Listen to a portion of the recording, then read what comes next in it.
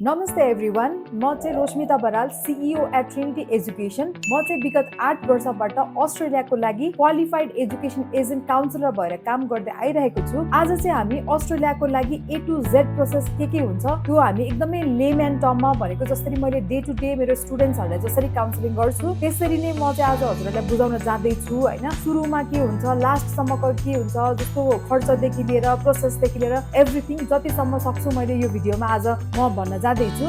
अब अस्ट्रेलियाको कुरा गर्दाखेरि अस्ट्रेलिया त सबैजनाको सपनाको नगरी नै भएको छ अहिलेको बेलामा, नेपाली स्टुडेन्ट्सहरूको लागि स्पेसली हैन। अस्ट्रेलियाको लागि अब हजुरलाई थाहा नै छ कि डकुमेन्टेसन एकदमै धेरै चाहिन्छ, मेन्टेन गर्नुपर्छ भनेर। यो भिडियोबाट चाहिँ हामी त्यो कसरी बनाउने, कसरी मेन्टेन गर्ने, कति महिनाको चाहिन्छ त्यो सबै नै डिस्कस गर्न जाँदैछौँ। फर्स्टमा प्रोसेस रहेको छ हजुरको अफर लेटर प्रोसेस गर्नु पर्यो। अब अफर लेटरको लागि चाहिँ हजुरको एकाडेमिक डकुमेन्ट्स चाहिन्छ, पासपोर्ट चाहियो, आइएल्स पिटी स्कोर चाहियो, एसओपी चाहियो, सिभी चाहियो हैन। सो हजुरले फर्स्टमा त आफ्नो सबै डकुमेन्ट्सहरू कलेक्ट गर्नु पर्यो। अब कलेजबाट ल्याउनेदेखि लिएर आइएल्सको स्कोर, अब हजुरको आइडिपी ब्रिटिस काउन्सिलबाट ल्याउनेदेखि लिएर यो सबै डकुमेन्ट्सहरू चाहिँ हजुरले कलेक्ट गर्नु पर्यो। त्यस पछाडि हजुरको अफर आउनको लागि चाहिँ नर्मली अब डिप्लोमा गर्दै हुनुहुन्छ भने 1-2 दिनमै आउँछ भने, कलेजहरू गर्दै हुनुहुन्छ भने 2-4 दिनमा, युनिभर्सिटीहरू गर्दै हुनुहुन्छ भने चाहिँ हजुरको अराउन्ड 2 weeks to 1 monthसम्म लाग्न सक्छ। सो पहिला सुरु त हजुरले अफर लेटर प्रोसेस गर्नु पर्यो। हजुरको चाहिँ कुन इन्टेक छ त्यो अनुसारले चाहिँ हजुरले अफरको लागि कहिले प्रोसेस गर्ने, कसरी काम सुरु गर्ने भनेर चाहिँ हजुरले पहिले नै रिसर्च गरेर एडभान्समै हजुर प्रिपेयर्ड हुनुपर्छ कि टाइम कति लाग्छ भनेर। नर्मली डिप्लोमा कलेजेसहरू, वेट कोर्सेसहरू गर्दै हुनुहुन्छ भने त 1-1.5 महिनामै काम सकिन्छ भने हजुरको कलेज न त युनिभर्सिटीहरू गर्दाखेरि चाहिँ हजुरले 4-5 महिना नै हजुरले कहिलेकाहीँ छुट्याउनु पर्ने हुनसक्छ भने नर्मली 3 मन्थ्समा चाहिँ हजुरले प्रोसेस आफ्नो सकाउन सक्नुहुन्छ। डिपेन्ड्स अपन, कम्प्लिटली डिपेन्ड्स कि कुन युनिभर्सिटी गर्दै हुनुहुन्छ भनेर। सेकेन्ड हजुरको स्टेप रहेको छ एनओसी र मेडिकल। एनओसी चाहिँ हजुरले जति सक्नुहुन्छ छिटो अफर आउने बित्तिकै गर्नुभयो भने एकदम सजिलो हुन्छ, किनभने एनओसीको एकदम धेरै इस्युजहरू छ। त्यसले गर्दा चाहिँ हामीले एकदमै एनओसी चाहिँ सुरुमै गर्न लगाउँछौँ। एनओसीको लागि चाहिँ हजुरको 2000 रुपिस लाग्छ भने अफर लेटरको लागि चाहिँ हजुरले केही पनि पे गर्नु पर्दैन। हाम्रो कन्सल्टेन्सीमा चाहिँ एटलिस्ट पे गर्नु पर्दैन, अब अरू कन्सल्टेन्सीमा हुन सक्छ हैन। अनि हजुरको एनओसीको लागि 2000 पर कोर्स भयो। मानव हजुरले डिप्लोमा लिडिङ टु ब्याचलर्स गर्दै हुनुहुन्छ भने 2टा एनओसी गर्नु पर्यो। सो 4000 इन टोटल खर्च भयो भने, नर्मली ब्याचलर्स डिग्री जाँदै हुनुहुन्छ भने चाहिँ 2000 एउटा कोर्स मात्रै हुन्छ। सो 2000 रुपिस हजुरको खर्च हुने भयो। त्यस पछाडि चाहिँ मैले आफ्नो स्टुडेन्ट्सहरूलाई चाहिँ जहिले पनि सुरुमै मेडिकल गर्न लगाउँछु। मेडिकलको चाहिँ 9350 अहिलेको रेट रहेको छ। मेडिकलको चाहिँ 9350। अल्सो हजुरले अब जस्तो हेल्थ रिलेटेड कोर्स गर्दै हुनुहुन्छ भने एडिसनल टेस्टहरू गर्न लगाउँछ। त्यही भएर 10,000 to 20,000 को बिचमा अहिलेलाई रेन्ज राख्दिउँ हैन। हजुरको मेडिकल पनि अब धेरै जसो स्टुडेन्ट्सहरूले चाहिँ पछि गर्ने अनि त्यस पछाडि लास्टमा राखौँ न जिएस अप्रुभ भएपछि भन्नुहुन्छ। तर मैले चाहिँ पर्सनली के रेकमेन्ड गर्छु भने मेडिकल चाहिँ अब हजुरले सबै डकुमेन्ट्सहरू गरिसकेर, खर्च भइसकेर, लोन इन्ट्रेस्टहरू तिरिसके पछाडि हजुरको मेडिकल गर्नुभयो, इन केस हजुर फेल हुनुभयो भने चाहिँ त्यो त्यत्रो वेस्ट हुन्छ, पैसा र टाइम वेस्ट भएको हुनाले आई पर्सनली रेकमेन्ड कि अफर आउने बित्तिकै नै मेडिकल गर्न लगाउँछु मैले चाहिँ है। त्यस पछाडिको हजुरको स्टेप रहेको चाहिँ जिएस। अब जिएस भनेको चाहिँ जेन्युन स्टुडेन्ट हजुरले प्रुभ गर्नु पर्यो हजुरले पढ्न जान थाल्नु भएको कलेजलाई, युनिभर्सिटीलाई चाहिँ। अब जिएस भनेको एकदमै यो चाहिँ सब्जेक्टिभ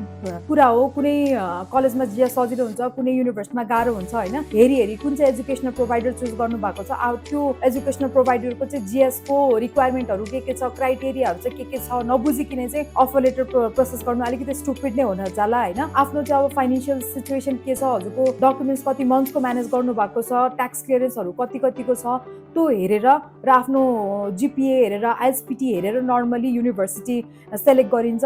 धेरै जसो स्टुडेन्टले चाहिँ अब पास आउट इयर, जिपिए र आइएल्स हेरेर मात्रै युनिभर्सिटी कलेज सेलेक्ट गर्नुहुन्छ भने चाहिँ म चाहिँ के सजेस्ट गर्छु भने हजुरले इन्कमहरू हजुरको कति महिनाकोबाट मिलाइराख्नु भएको छ त्यसको बेसिसमा चाहिँ बल्ल हजुरको जिएस अप्रुभ हुन्छ कि हुँदैन। अनि त्यस पछाडि अगाडि बढ्नु भन्छु। कति धेरैजना स्टुडेन्ट आउनुहुन्छ, म्याम मेरो त जिएस नै क्लियर भएन, डकुमेन्टेसनहरू रोकासोका यताउता सबै भइसक्यो, लोन भइसक्यो, इन्कमहरूको सबै बनाइसक्यो, तर जिएस नै अप्रुभ भएन भन्नुहुन्छ। त्यो चाहिँ अब प्रपरली रिसर्च नगरेर, प्रपरली काउन्सिलिङ नगरेर, आफ्नो के छ त्यो युनिभर्सिटीको जिएस रिक्वायरमेन्ट त्यो थाहा नपाइकन अगाडि बढ्नु भयो भने त्यो सिचुएसन क्रिएट हुन्छ। अब हजुरले जिएसको कुरा गर्नु पर्दा नर्मली वेट कलेज, वेट कोर्सेसहरू गर्दै हुनुहुन्छ, ब्याचलर्सको लागि कलेजमा गर्दै हुनुहुन्छ भने चाहिँ हजुरको 18 to 22 लाख रुपियाँको चाहिँ हजुरले इन्कम देखाउनु पर्ने हुन्छ। हजुरको इन्कम चाहिँ बाबा मम्मी, हजुरबा हजुरआमा अवस्थामा प्राइमरीमा पढ्नु भयो इन्कम भने सेकेन्डरी सोर्स पनि हजुरले देखाउन सक्नुहुन्छ भनौँ। हजुरको चाहिँ 18 देखि 22 लाख रुपियाँ हजुरको इन्कम छ भने चाहिँ हजुरको वेट कलेज त्यस पछाडि हजुरको ब्याचलर्सको सिम्पल कलेजेसहरूमा चाहिँ यतिले मान्छ र 6 महिनाको स्टेटमेन्ट र 6 महिनाको ट्याक्स क्लियरेन्स चाहिँ मजाले मान्छ भने युनिभर्सिटीहरूको केसमा चाहिँ हजुरको 22 लाख त अब मिनिमम पनि देखाउँदा राम्रो हुन्छ र हजुरको 22 भन्दा बढी नै भएको बेटर, किनभने युनिभर्सिटीहरूको फी पनि अलिकति एक्सपेन्सिभ नै हुन्छ र चाहिँ हजुरको 1 वर्षको ट्याक्स क्लियरेन्स 1 वर्षको स्टेटमेन्ट चाहिँ एब्सोल्युटली नेसेसरी युनिभर्सिटीहरूको केसमा। जीएसमा अर्को हजुरले इन्कम त भइ नै हाल्यो, स्टेटमेन्ट ट्याक्स हजुरको सबैको अब फरेन इन्कम छ भने फरेन इन्कमसँग रिलेटेड भिजा कपी हजुरको पे स्लिप्स हजुरको के अरे आइडी कार्ड हजुरको स्यालेरी सर्टिफिकेट ब्याङ्क स्टेटमेन्ट यस्तो यस्तो डकुमेन्ट भयो। रेस्पेक्टिभ हजुरको सोर्स अफ इन्कम के छ त्यही अनुसारले चाहिँ हजुरले आफ्नो डकुमेन्ट्स कलेक्ट गर्नुपर्छ र जति धेरै डकुमेन्ट्स भयो प्रुभ गर्नलाई कि हजुरको इन्कम जेन्युन हो त्यति नै बेटर हुन्छ। अब अस्ट्रेलियाको केसमा ब्याङ्क स्टेटमेन्ट र ट्याक्स क्लियरेन्स एकदमै नेसेसरी भयो, त्यही भएर चाहिँ अब हजुरले आफैले हालिराख्नु भएको छ भने चाहिँ मेक स्योर कि त्यो ट्याक्स क्लियर गर्न मिलोस् र चाहिँ ब्याङ्क स्टेटमेन्ट पनि मेन्टेन भइराखेको होस्। त्यो भयो भने चाहिँ हजुरको प्रपर त्यसलाई चाहिँ जेन्युन डकुमेन्टै मानियो। त्यस पछाडि हजुरको नेक्स्ट स्टेप भनेको चाहिँ लोनको प्रोसेस गर्नुपर्ने हुन्छ। लोन चाहिँ हजुरले ए ग्रेड कमर्सियल ब्याङ्कबाटै लिनुपर्छ भने हजुरको ए ग्रेड कमर्सियल ब्याङ्क भनेको इक्जाम्पल नोबेल ब्याङ्क हजुरको ग्लोबल आइएमई ब्याङ्क कुमारी ब्याङ्क हजुरको प्रभु ब्याङ्क यो सबै ब्याङ्कहरू जुन चाहिँ लास्टमा लिमिटेड छ त्यो ब्याङ्कहरू चाहिँ ए ग्रेड कमर्सियल ब्याङ्कमै पर्छ। यो ब्याङ्क कुनै पनि ब्याङ्कबाट हजुरले लोन लिँदा हुन्छ। हजुरको लोनको अमाउन्ट भनेको चाहिँ हजुरको 1 वर्षको फी 1 वर्षको लिभिङ एक्सपेन्सेस हजुरको ट्रान्सपोर्टेसन सबै गरेर जति आउँछ त्यो भनेको चाहिँ हजुरको लोनको अमाउन्ट हुनुपर्छ। अझै 4-5 लाख रुपियाँ त हजुरले मिसलेनियस एक्सपेन्सेसलाई नै राखिदिँदा हुन्छ। नर्मली मानौँ हजुरको सिम्पल कलेजहरू वेट कोर्सेसहरू ब्याचलर्सको गर्दै हुन्छ जसको फी चाहिँ 18-19 लाख 20 लाख रुपियाँ मात्रै छ भने चाहिँ हजुरको लोनको अमाउन्ट भनेको 50 देखि 55 हुन्छ भने मानौँ हजुरले युनिभर्सिटीमा गर्दै हुनुहुन्छ जसको फी चाहिँ 25 लाख 30 लाख छ भने चाहिँ हजुरको लोनको अमाउन्ट चाहिँ 65 लाख 60 लाखको हाराहारीमा हुन जान्छ। त्यस पछाडि हजुरले लोन अप्रुभ भइसके पछाडि चाहिँ हजुरले जिएस पठाउनु पर्ने हुन्छ। जिएस पठाइसके पछाडि हजुरको जिएसको इन्टरभ्यू पनि हुन्छ कता कता होइन, कलेज युनिभर्सिटी हेरी धेरै जसोमा त अहिले हुँदैन भने एकदमै रेप्युटेड र टप युनिभर्सिटिजहरूमा चाहिँ हजुरले जिएसको इन्टरभ्यू दिनुपर्ने हुन्छ। त्यस पछाडि हजुरको जिएसको इन्टरभ्यू पास भइसके पछाडि हजुरले चाहिँ फी हाल्नु भनेर एउटा इमेल आउँछ युनिभर्सिटीबाट। त्यस पछाडि चाहिँ हजुरले फी हाल्नु पर्यो। धेरै जस्तो युनिभर्सिटी कलेजमा चाहिँ 6 महिनाकै हजुरले फी हाल्नु पर्ने हुन्छ भने सम कलेजेसमा हजुरको 1 इयरको पनि फी हाल्नु पर्ने रिक्वायरमेन्ट हुन्छ। फी हालिसके पछाडि हजुरले सिओई को लागि हजुरको टिटी स्लिपदेखि लिएर हजुरको सबै अरू के डकुमेन्ट्स हुन्छ हजुरले जुन डिस्बर्समेन्ट लेटरहरू हजुरको रोक्टाको कागजहरू एडिसनल लोनको डकुमेन्ट्सहरू हजुरले बुझाउनु पर्ने हुन्छ। त्यस पछाडि हजुरको सिओई आउँछ। सिओई आइसके पछाडि हजुरले इन्स्योरेन्स गर्नु पर्यो। इन्स्योरेन्स भनेको अस्ट्रेलियाको केसमा एनआइबी बुपा अलियन्स यो सबै चाहिँ एकदमै कमन इन्स्योरेन्स कम्पनीजहरू हो। इन्स्योरेन्स भनेको हजुरको ड्युरेसन अफ कोर्स अनुसार हुन्छ। नर्मली 3 इयर्सको गर्दै हुनुहुन्छ भने 2 लाखदेखि 2.5 लाख रुपियाँ हेरी इन्स्योरेन्स कम्पनी पनि सस्तो महँगो हेरी हुन्छ। हजुरले चाहिँ इन्स्योरेन्स गर्दाखेरि के कभर गर्छ सबै हेर्नु पर्यो, कति टाइमको कभर गर्छ के कभर गर्दैन यस्तो कुराहरू हेर्नु पर्यो।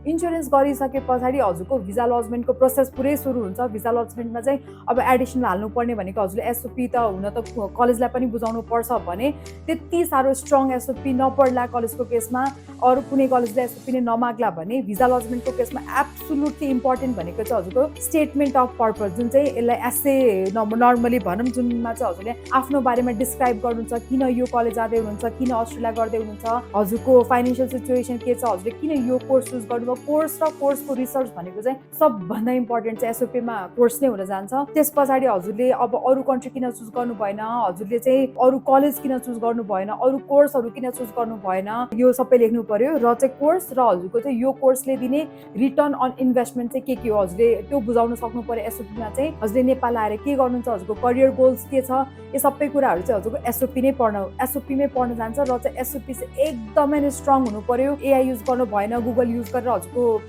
एसओपी लेख्नु भएन पहिला कसैको कपी गरेको हुनु भएन एकदमै अथेन्टिक र जेन्युन हुनुपर्छ। अब भिजा लजमेन्टको केसमा एसओपी एउटा डिफ्रेन्ट डकुमेन्ट भयो यता हाम्रो जिएसबाट भने अरू 2-4वटा 956 ए हजुरको स्पोन्सरशिप लेटर एफिडेभिटहरू यस्तो हजुरले अट्याच गर्दा हुन्छ भिजा लजमेन्टको केसमा। र भिजा लजमेन्ट फी चाहिँ आजको दिनमा हजुरको 2000 अस्ट्रेलियन डलर छ, जुन चाहिँ 2 लाख भन्दा अलिकति माथि नै पर्न जान्छ ब्याङ्कबाट पे गर्दा हजुरको।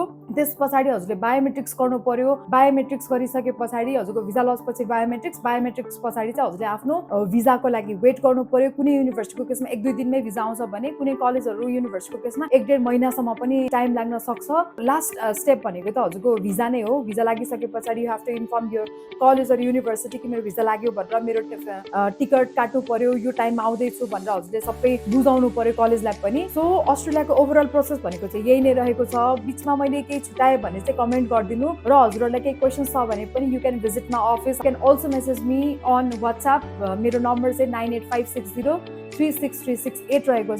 हजुरले अनलाइनै काउन्सिलिङ पनि लिन सक्नुहुन्छ। हजुर नेपालमा काठमाडौँमा छ हाम्रो अफिस चाहिँ, र पोखरामा पनि छ। हजुर काठमाडौँ पोखरा बाहिर हुनुहुन्छ भने पनि हजुरले पुरै प्रोसेस अनलाइनबाट नै गर्न सक्नुहुन्छ। हाम्रो धेरै स्टुडेन्ट्सहरू झापा रोल्पा डोल्पाबाट भएर पनि अनलाइन गरेर लास्टमा भिजा लागिसके पछाडि मात्रै भेट हुन्छ। हजुर नेपाल बाहिर नै हुनुहुन्छ, जापान कोरिया दुबई त्यस्तो भने पनि हजुरले एन्टायर प्रोसेसै उतै बसी पनि गर्नु मिल्छ भने हजुरको चाहिँ लोनको लागि हजुरको ब्याङ्कको कामहरूको लागि चाहिँ अब बाबा मम्मी कोही हुनुहुन्छ असिस्ट गर्न होल डकुमेन्टेसनको लागि भने चाहिँ हजुरले बाहिर बसेर पनि गर्न चाहिँ मिल्छ।